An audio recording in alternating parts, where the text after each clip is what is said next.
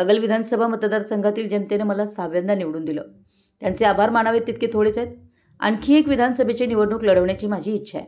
त्यामुळे पुढील विधानसभा निवडणूकसुद्धा मी लढवणार आहे. ती माझी शेवटची विधानसभा निवडणूक असेल असं आमदार हसन मुश्रीफ यांनी सांगितलं.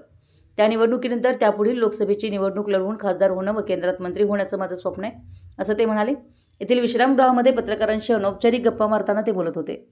आमदार मुश्रीफ म्हणाले की एक लोकप्रतिनिधी दीनदलित गोरगरीब सर्वसामान्यांची सेवा बजावत असेल तर मतदारसंघातील लोक कसे पाठीशी राहतात हे या निवडणुकीतून दिसून आले. गडहिंग्लज येथील पीडित कुटुंबाची आपण भेट घेतली नाही अशी टीका विरोधकांकडून होत आहे. मात्र ज्यावेळी एखाद्या पीडितेवर अन्याय होतो अशावेळी त्या पीडितेचे व तिच्या कुटुंबियाचे नाव सार्वजनिक करायचे नसते.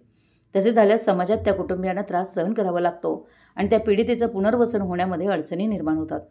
या प्रकरणातील नराधम लवकरात लवकर कसा पकडला जाईल व त्याला कठोरात कठोर शिक्षा कशी होईल हे लोकप्रतिनिधींनी पाहणं आवश्यक आहे, ते मी करीत आहे.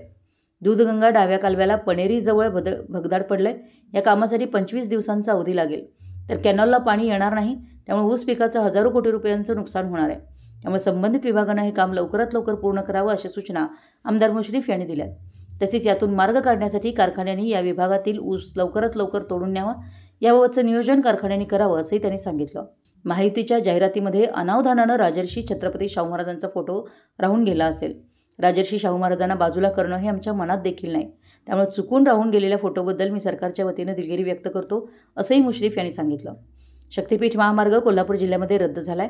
याबाबत काल मुख्यमंत्री देवेंद्र फडणवीस यांनीही कोल्हापूर जिल्ह्यातील शेतकऱ्यांचा विरोध असल्याचं स्पष्ट केलं आहे.